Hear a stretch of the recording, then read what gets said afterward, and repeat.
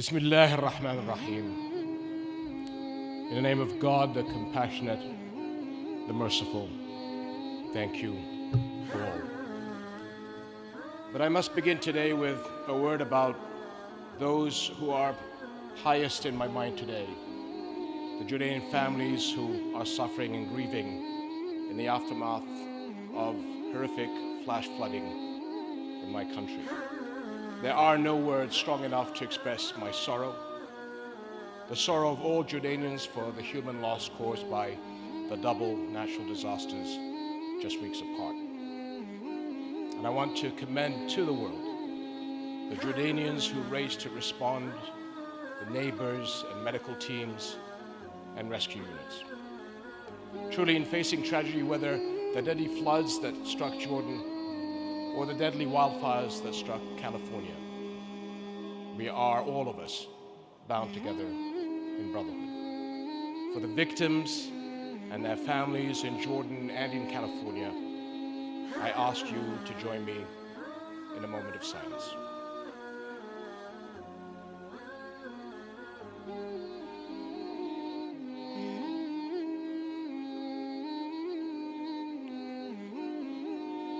Dean Holder, thank you for your warm welcome to the Washington National Cathedral. Sheikh Hamza, first of all, and my friend, dear friend, Secretary General, thank you for your very, very generous words. And a heartfelt thanks to Heather Templeton-Dill and the entire Templeton family and foundation. May God reward the late Sir John for his tremendous legacy in affirming life's spiritual dimension and upholding positive values worldwide. I truly wish I had met Sir John in person, but meeting his family who are carrying on his work is meeting the best of what he stood for. And today I am truly humbled to be recognized by all of you. But let me say, everything you honor me for simply carries onward what Jordanians have always done, and how Jordanians have always lived in mutual kindness, harmony, and brotherhood. And so I accept this extraordinary prize, not on my own behalf, but on behalf of all Jordanians. My friends, our country has long upheld religious mutual respect. The 5 prophets of great resolve, as they are called in the Quran, prophets of Judaism, Christianity, and Islam, peace be upon them all, have blessed our land with their presence. Noah has a tomb in Karak. Abraham came through from the land of what is now Iraq on his way to Hebron.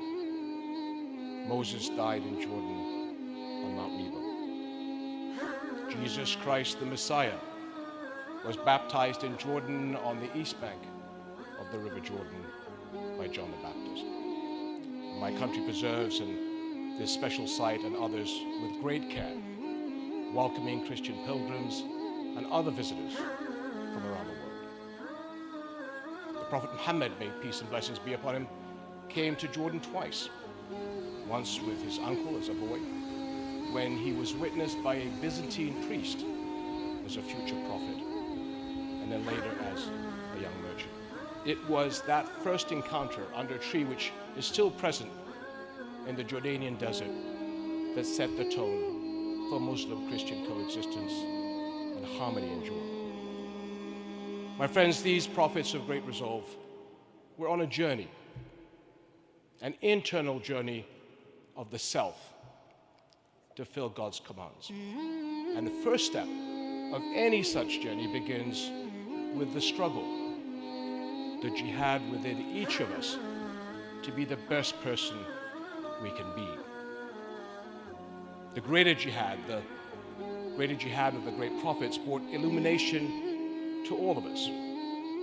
So here at this cathedral, as a Muslim, I'd like to say a word about jihad. And I'm sure that's not something you hear too often within these walls. But nothing is more important to understand. The greater jihad has nothing to do with the hate-filled fiction promoted by the Khawarij the outlaws of Islam, such as Daesh and the like, or the Islamophobes, who also distort our religion. It is instead the personal internal struggle to defeat the ego and the struggle we all share for a world of peace, harmony, and love. As has been said in Islam, to love God and love one's neighbor are core commandments. As Sheikh Hamza noted, the Prophet Muhammad, peace and blessings be upon him, said, none of you has faith until you love for your neighbor what you love for yourself. This is the Islam I learned in Jordan.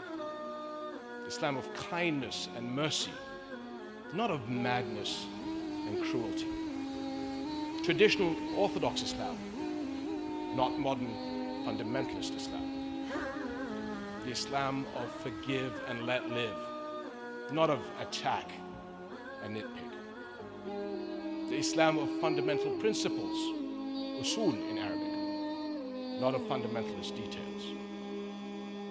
The Islam of the holistic vision of the Quran and the Sunnah, and not the cherry picking of verses to suit a political agenda.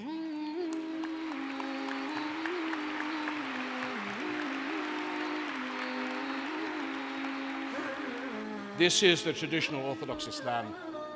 That is the faith of the vast majority of Muslims around the world. 1.8 billion good neighbors and good citizens who are helping build the future in Jordan and the Middle East, in the US and Asia, and Europe and beyond. And we are working on every continent to defend Islam against the malignant sub-minority who abuse our religion. And we do this not to please our friends, not to please the world, but to please God.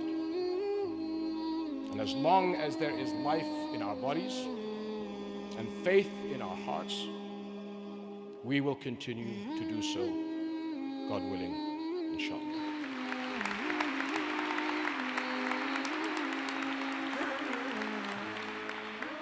And we are not alone. The great commandments to love God and love one's neighbor, as has been said this evening, are found again and again in Judaism, Christianity, and Islam and other faiths around the world. It is a profound message, calling every one of us to struggle to look beyond ourselves. And this outward insight is the source and hope of all coexistence. And when we talk about hope and coexistence, no issue is more important than Jerusalem. More than half of the world's people belong to religions that hold Jerusalem as a holy city: Islam, Christianity, and Judaism. For Muslims, Jerusalem stands along with Mecca and Medina as one of Islam's three holiest places. And a special duty binds me and all Jordanians as Hashemite custodian of Jerusalem's Islamic and Christian holy sites. With its long multi-faith heritage, Jerusalem must be protected as a unifying city of peace. And I am tremendously grateful to the Templeton Prize for making it possible to further this work. A portion of the Templeton Prize will help renovate and restore religious sites in Jerusalem, including the Church of the Holy Sepulchre.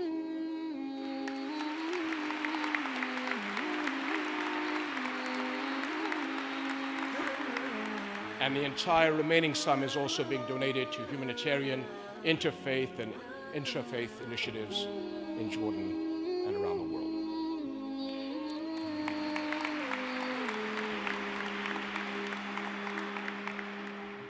My friends, God says in the Quran, for those who say our Lord is God and then follow the straight path, there is no fear, nor shall they grieve. And the Prophet Muhammad, peace and blessings be upon him, said, whoever believes in God in the last day, let him behave with excellence and virtue, ihsan, towards his. It is time to do all we can to maximize the good in our world and bring people together in understanding. But it begins with the struggle, the jihad within ourselves to be the best we can be. And it's been said that all it takes for evil to prevail is for good people to do nothing. But together, God willing, we can achieve something important. We can create the future of coexistence that humanity so desperately needs. Let us keep up the struggle. Thank you.